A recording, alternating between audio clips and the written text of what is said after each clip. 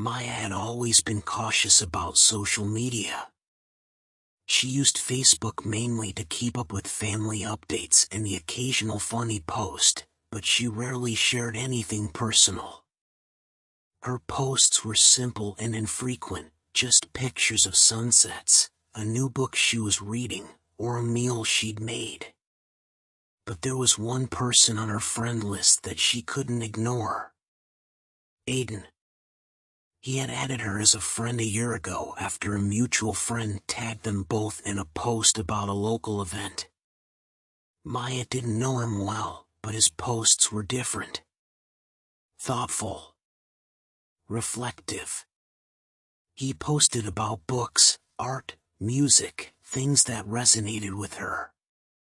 Though they never really interacted directly, Maya found herself looking forward to his posts.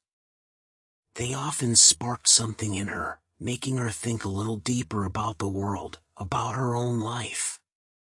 His words seemed to see things in a way she hadn't considered before, and she admired that. One evening, after seeing a post where Aiden had shared a photo of an old, dusty bookstore with the caption, "Places like this hold stories beyond the ones in books," Maya, feeling a connection to the sentiment, commented, "I love those kinds of places, there's something magical about them." To her surprise, Aiden responded almost immediately. "Exactly. There's something about the air in old places, it's like you can feel the stories hanging in the walls."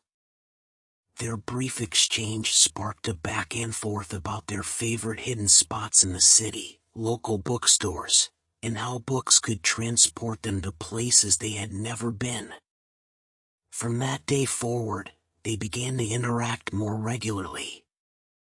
Comments on each other's posts turned into direct messages. They began sharing book recommendations, snippets of their thoughts on the world, and even the occasional joke. It started with simple interactions, messages about a book they had both recently read, a shared appreciation for an old movie. Maya found herself looking forward to Aiden's messages, his thoughtful replies always brightening her day. One evening, Aiden messaged her directly, "Hey, I saw you posted about reading that one book I recommended. What did you think?" Maya smiled and typed back, "I loved it. I feel like the author really captures the struggle of finding yourself." Aiden replied, "That's exactly it. It's funny how books can sometimes say what we can't express ourselves."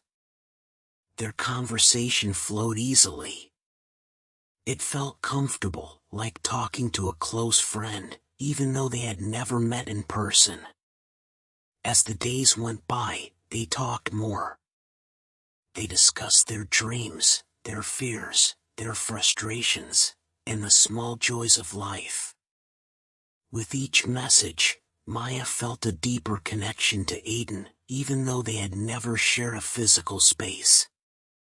Their friendship, though entirely virtual, felt genuine and meaningful. Months passed, and the friendship between Maya and Aiden continued to grow. They had become close, reliable sources of support for each other. Aiden's messages were always full of encouragement when she was feeling down, and Maya was there to listen when Aiden needed someone to talk to. Then one day, Aiden posted a picture from an old bookstore, with the caption, "Finally visited that bookstore I've been talking about for ages.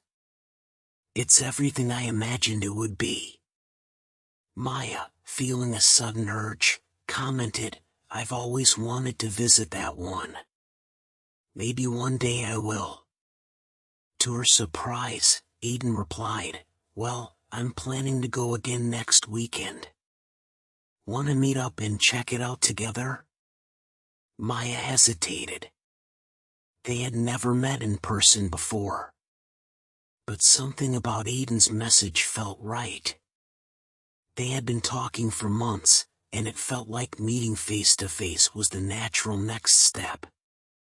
After a few moments, she typed back, "Sure. Let's do it." The next Saturday, they met at the bookstore.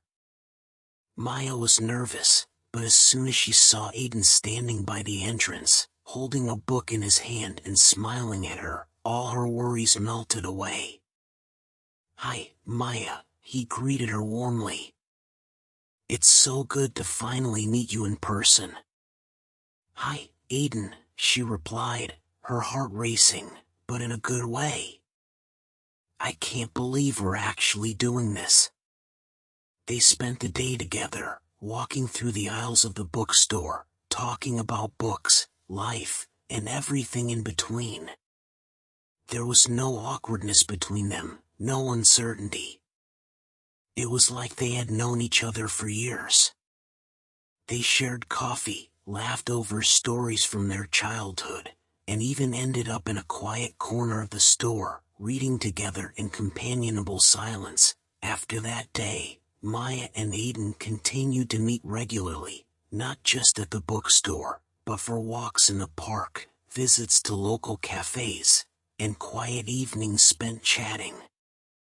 Their bond only deepened with time. What had started as a simple friendship on Facebook had turned into something real, something tangible.